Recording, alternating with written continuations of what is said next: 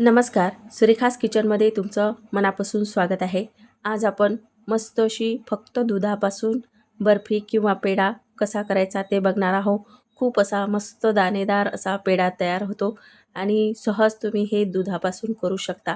यामध्ये आपल्याला milk powder म्हणजे दूध पावडर किंवा खवा कोणत्याही प्रकारचा न वापरता फक्त आपल्याला ही दुधापासून अशी दाणेदार बर्फी किंवा पेढा असा करायचा आहे. माझ्या चॅनलवर तुम्ही नवीन असाल तर माझ्या चॅनलला लाईक, शेअर आणि सबस्क्राईब करायला विसरू नका. चला तर मग रेसिपीला सुरुवात करूयात. इथं मी गॅसवर कढई ठेवून घेतलेली आहे. त्यामध्ये आपल्याला 1 लिटर दूध टाकून घ्यायचं आहे. इथं मी 1 लिटर गाईचं असं कच्चं दूध घेतलेलं आहे. आधी हे दूध गरम केलेलं नाही. आणल्या मी दूध हे घोटायला घेतलेलं आहे. तर आता हे छान आपल्याला घोटून घ्यायचं आहे.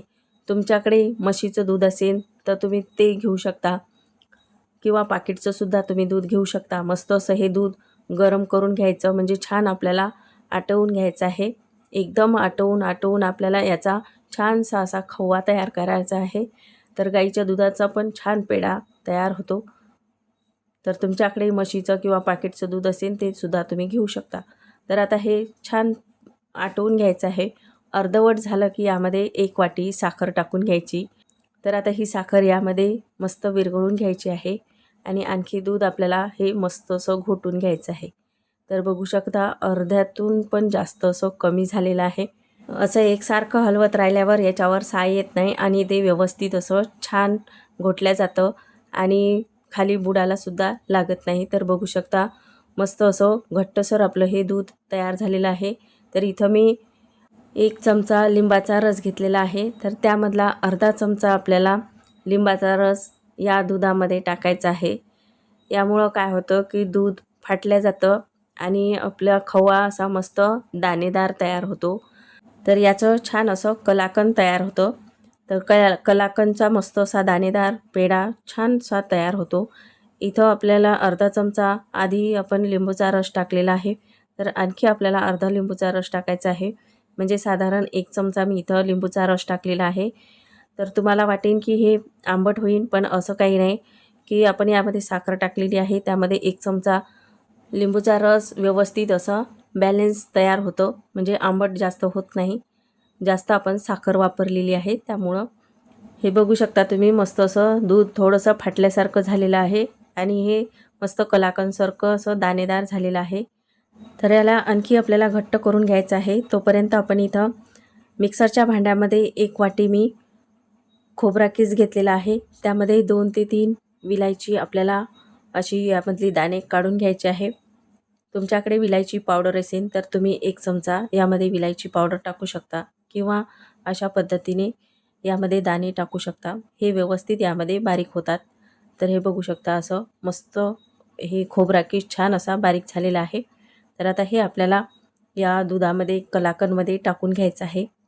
तर बघू शकता मस्त असं दाणेदार हे कलाकंद तयार झालं. तर आता यामध्ये आपल्याला हे टाकून घ्यायचं आहे. यामध्ये तुम्ही दूध पावडरसुद्धा टाकून घेऊ शकता. त्यामुळे छान असा याला घट्टपणा येतो आणि खोबरा किसने पण याला छान घट्टपणा येतो आणि हे कलाकंदचा खवा आपला छान असा आणखीनच दाणेदार होतो. त्यामुळे मस्त यामध्ये खोबरा किस टाकायचा आहे किंवा तुम्हाला नसेल टाकायचा तर तुम्ही नाही टाकला तरी चालू शकतं. पण यामुळं वड्या आपल्या छान होतात किंवा जास्त पण होतात. त्यामुळं थोडंसा खोबरा किस टाकायचा, नाही तर दूध पावडर टाकायची आहे. यामुळं थोडा घट्टपणा लवकर होतो आणि जे कलाकंदला पाणी सुटतं तर असं हे पाणी याचं सुटत नाही. त्यामुळं मस्त असा घट्टपणा येतो.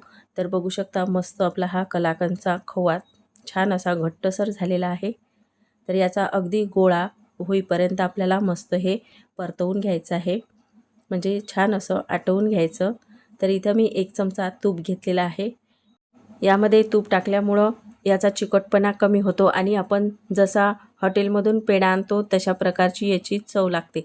त्यामुळं थोडं तूप टाकायचं. तर आता हा आपला खवा छान दाणेदार असा तयार झालेला आहे. इथं मी 1 केक टीन घेतलेला आहे.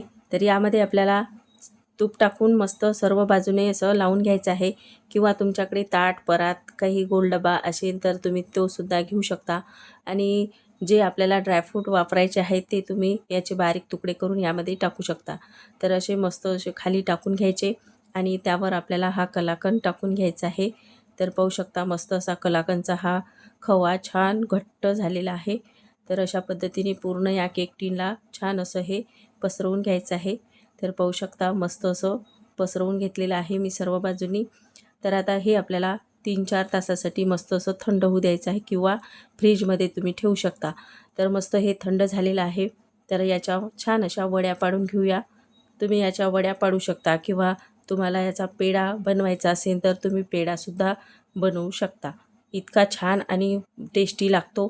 तर आपण विकतचा जसा पेढा आणतो त्यापेक्षाही आपला हा असा घरच्या घरी बर्फी पेढा छान असा तयार होतो. तर बघू शकता मी अशा वड्या पाडून घेतलेल्या आहेत. तुम्हाला ज्या आकाराच्या वड्या पाडायच्या त्या आकाराच्या तुम्ही पाडू शकता. तर आपण एक वडी काढून बघूया. खूप मस्त अशा आपल्या ह्या वड्या तयार झालेल्या आहेत. तर पाहू शकता खूप छान दाणेदार अशा वड्या तयार झालेल्या आहे. ही मिठाई किंवा पेढा खूप छान लागतो खायला. तर असा घरच्या घरी फक्त दुधापासून तुम्ही असा पेढा करून घेऊ शकता. खूप मस्त होतो आणि जास्त वेळसुद्धा लागत नाही आणि जास्त खर्चही लागत नाही. बाजारातून आणल्यावर ते जास्त खर्चही लागतो, महागही मिळते आणि जसा पाहिजे तसा शुद्ध पेढा आपल्याला मिळत नाही. तर अशा पद्धतीचा तुम्ही घरच्या घरी पेढा करून खाऊ शकता. खूप मस्त होतो. तर अशा पद्धतीचा पेढा तुम्ही पण नक्की ट्राय करून बघा आणि असेच नवनवीन व्हिडिओ पाहण्यासाठी माझ्या चॅनलला सबस्क्राईब करायला विसरू नका.